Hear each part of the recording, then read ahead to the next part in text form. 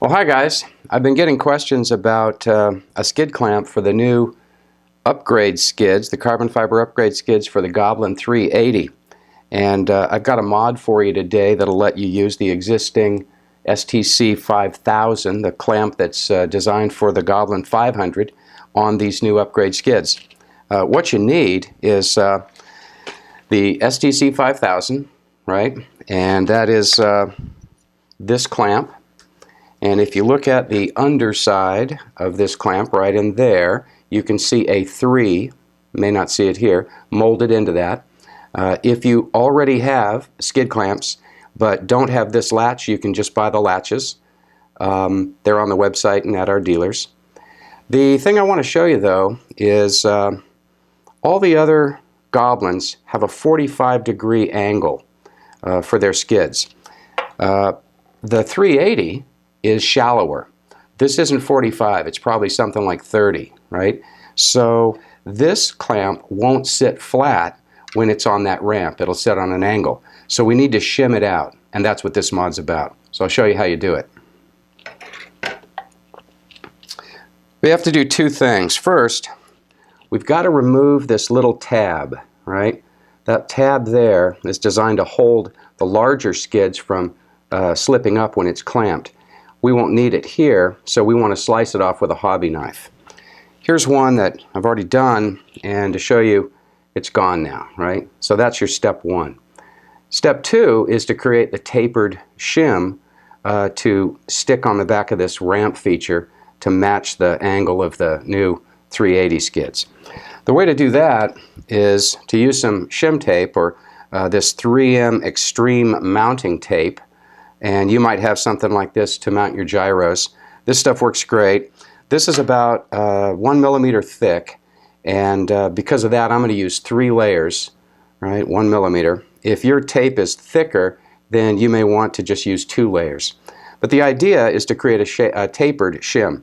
So the way I'll do that is I'm going to cut off 3 pieces. The first one is going to be about 3 millimeter. So there's one, and you want to get that stuff loose. It is really sticky. And I'll do another one at about 6 millimeter.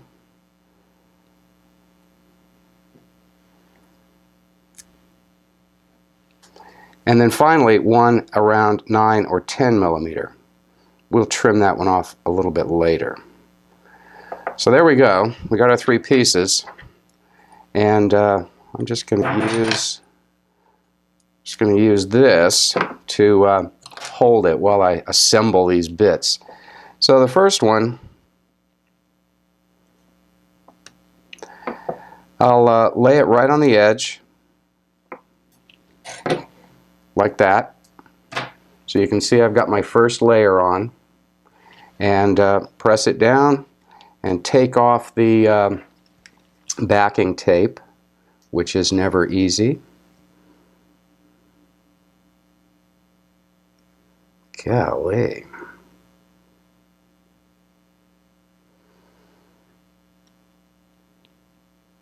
There we go. And with that layer off, I can do the next layer. So I'll put that one on and squeeze that one out. So that's sort of our shim, right? You can see those 3 layers. All right, so we'll take that backing layer off. But before we do that, and this wasn't my most beautiful one, but it's okay, I will trim this up and cut off some pieces that are the width of this ramp feature, right? So it's about 11 millimeter. You can eyeball it. I'm going to take it off right there and just take that backer off. So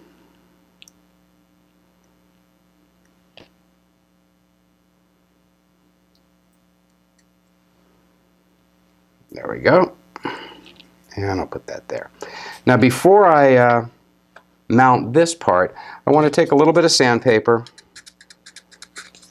and rough up that surface.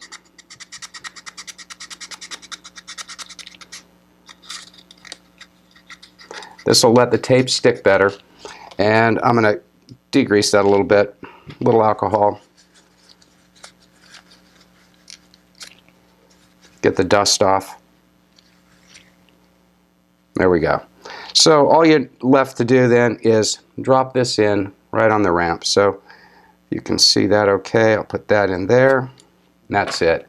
So now our shim is in place, right? And I can press it down with that. Now I'll leave the red backer on because I don't want the tape on this side to stick to the carbon fiber skid. So let me show you how well this works.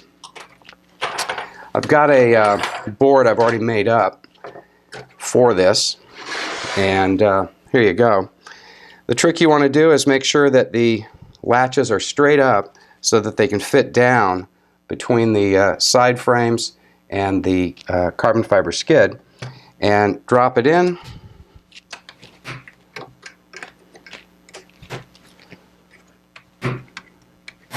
And there we go, right? Done. Now I've used 4 skids because this shimming lifts the base up high enough that the helicopter would wobble back and forth. If you don't want to use 4 skids, you could put one clamp right here, 4 clamps. You could put one clamp here and put some 6mm pads right under here, and that would keep the helicopter from rocking back and forth. It's up to you. Save yourself a couple of bucks on an extra set of clamps. So the last thing I want to show you about setting this up is the skids are towed in. You can see this a lot. They're not parallel. They're narrower in the front than they are in the back. And because of that, the clamp setup is not going to be straight across from each other. They're actually on quite an angle, and that matches the toe-in of the skids when they're on the helicopter. So anyway, there you go. I hope that's useful. If you have questions, email me, support@randomheli.com. Have fun.